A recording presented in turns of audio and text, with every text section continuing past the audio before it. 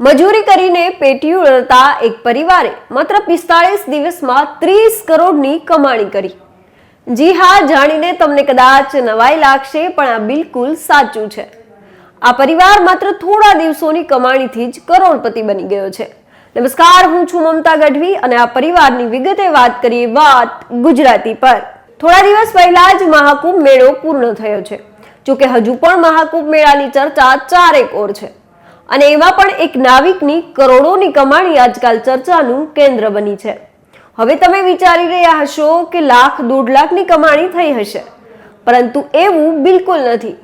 આ નાવિકે મહાકુંભ મેળામાંથી 1 કે 2 લાખ નહીં, પણ અધધ 30 કરોડની કમાણી કરી છે। જો વિગતે વાત કરીએ તો 45 દિવસ ચાલેલા આ મહાકુંભ મેળામાં 66 કરોડથી વધુ લોકોએ ત્રિવેણી સંગમમાં ડૂબકી લગાવી છે। તો બીજી તરફ મહાકુંભથી લાખો લોકોને રોજગાર પણ મળ્યો છે। મહાકુંભના સમાપન સમારોહ કાર્યક્રમમાં મુખ્યમંત્રી યોગી આદિત્યનાથે કહ્યું હતું કે મહાકુંભને કારણે લગભગ 3.5 લાખ કરોડ રૂપિયાની વૃદ્ધિ થઈ છે।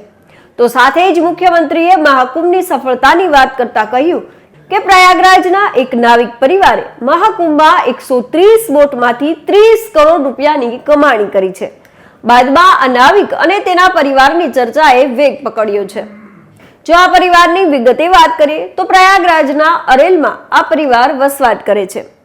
પરિવારના સદસ્ય પિન્ટુ મહારાના જણાવ્યા અનુસાર તેમના પરિવારમાં લગભગ 100 લોકો રહે છે અને કુલ મળીને તેમની પાસે 130 થી વધુ બોટ છે। તે કહે છે કે તેમની પાસે પહેલેથી જ લગભગ 12 જેટલી બોટ હતી, પરંતુ મહાકુંભને કારણે તેમણે નવી 70 બોટ બનાવી, જેમાં 7 મોટર બોટનો પણ સમાવેશ થાય છે। પિન્ટુ મહારાના મતે મહાકુંભથી આખા પરિવારને સારી આવક થઈ છે, પરંતુ તેમણે કહ્યું કે જો સીએમ યોગી આદિત્યનાથ મહાકુંભ મેળાનું આ રીતે સંચાલન ન કર્યું હોત તો આ ક્યારેય શક્ય ન બન્યું હોત। જોકે આપને જણાવી દઈએ કે તેમના પરિવારના સભ્યોને પણ મહાકુંભમાંથી આટલી સારી આવકની અપેક્ષા નહોતી। તેમણે કહ્યું હતું કે મહાકુંભમાં અપેક્ષા કરતા વધુ કમાણી થઈ છે। ભગવાન રામમાં શ્રદ્ધા ધરાવતો તેમનો પરિવાર છેલ્લા ઘણા સમયથી સંપૂર્ણ ભક્તિભાવથી મહાકુંભ નગર વિસ્તારમાં જ રહેતો હતો। બોટના વ્યવસાય સાથે સંકળાયેલા આ પરિવારનું કહેવું છે કે અમને ઘણા લોકોની સેવા કરવાનો પણ મોકો મળ્યો છે। ઘણા એવા લોકો હતા કે જેઓ દિવ્યાંગ હતા અથવા બીમાર હતા અને જેમને ચાલવામાં પણ મુશ્કેલી હતી, પરંતુ તેઓ ત્રિવેણી સંગમમાં સ્નાન કરવા માંગતા હતા અને જ્યારે બોટમાં લઈ જઈને તેમને સ્નાન કરાવ્યું ત્યારે તેમને ખૂબ જ આધ્યાત્મિક શાંતિ મળી। કેટલાક લોકો આર્થિક રીતે નબળા હતા, તેથી તેમની પાસેથી કોઈ પણ ભાડું લીધા વિના તેમને સંગમમાં પણ સ્નાન કરાવ્યું હતું। જોકે કોઈ શ્રદ્ધાથી 50 રૂપિયા આપે તો નાવિકો તે રાખી લેતા। જોકે બુકિંગ સમયે બોટ મુજબ વીવીઆઈપી લોકો પાસેથી સારી રકમ પણ મળી હોવાનું કહેવાય છે, જેના કારણે તેમના સમગ્ર નાવિક સમુદાયને જીવનમાં પહેલીવાર આટલો આર્થિક લાભ મળ્યો છે। મહાકુંભમાં બોટના નિર્ધારિત ભાડા કરતા અનેક ગણી વધુ કમાણીના પ્રશ્ન પર પિન્ટુ મહારાએ કહ્યું છે કે ભીડના કારણે બોટ લાંબા અંતરથી ચલાવવામાં આવતી હતી, જેના કારણે લોકો સ્વેચ્છાએ માંગવા આપેલું ભાડું પણ આપતા હતા।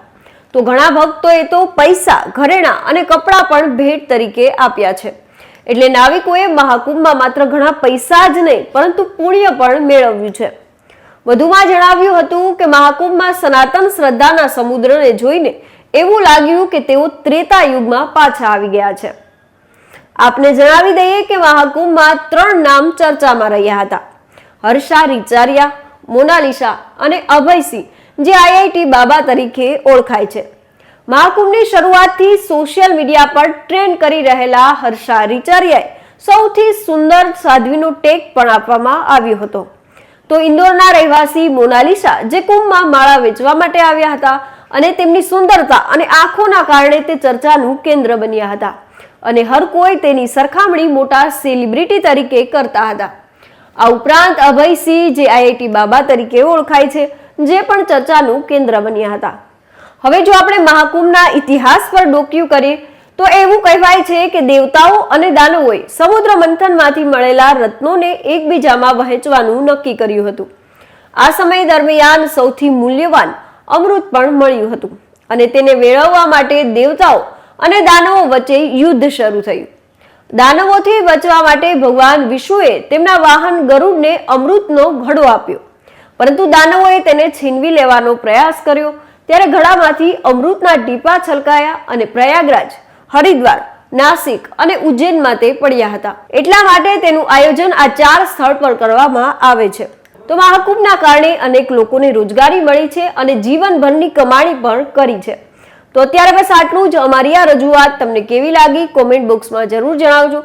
ફરી કંઈક આવી અજાણી વાતો કરતા રહીશું અને મળતા રહીશું વાત ગુજરાતી પર.